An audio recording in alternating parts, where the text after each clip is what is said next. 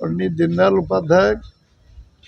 58तम पुण्यतिथि अवसर में आज आम दलीय कार्यालय रे आलोकबल होनी आज सारा देश में बुथ स्तर बंद हो जिलार प्रमुख स्थान में ये कार्यक्रम होमर मंत्री विधायक कार्यकर्ता पदाधिकारी समस्ते कार्यक्रम रे विभिन्न जगार आज जोग दौरान आज दिन सारा कार्यक्रम विभिन्न समय विभिन्न जगार हम पंडित दीनदयाल उपाध्याय होती आम दलर भारतीय जनसंघर प्रतिष्ठाता डॉक्टर श्याम प्रसाद मुखर्जी राष्ट्रीय सभापति 51 मसीह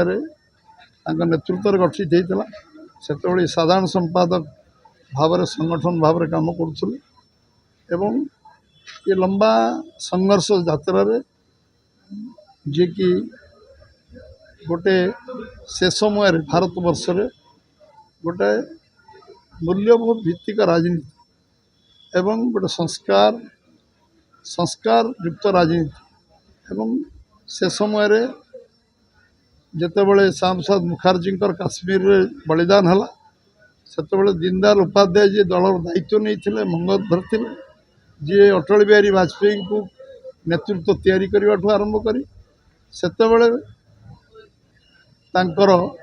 तांको बलिदान दवा पर्यंत मुगल सेर स्टेशन में मारी फिंगी दवा पर्यंत से देश में 35 लोकसभा विजयी करते जनसंघ को 4टी राज्य रे शासन क्षमता को आनी एवं जन अद्वितीय संगठक थे योग्य भारत वर्ष योग्य संतान थे राष्ट्रीय चिंताधार देश जातीयतावाद एवं देशभक्ति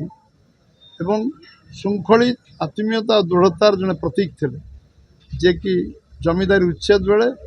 राजस्थान रे 14 जन विधायक को दल बहिष्कार करते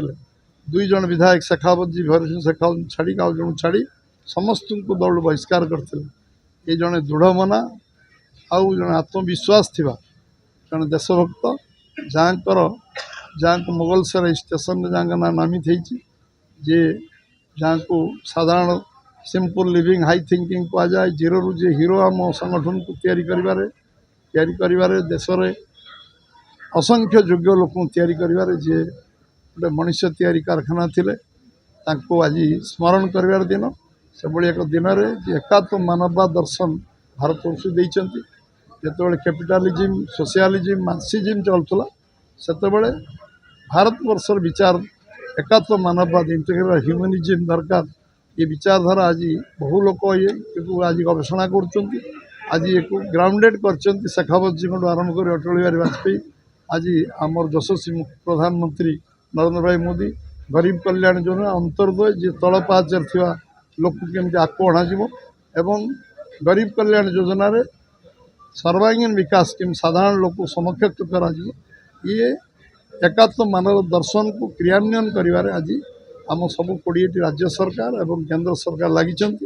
आज ये पुण्यतिथि मुझे निश्चित भाव स्मरण करुँच श्रद्धांजलि अर्पण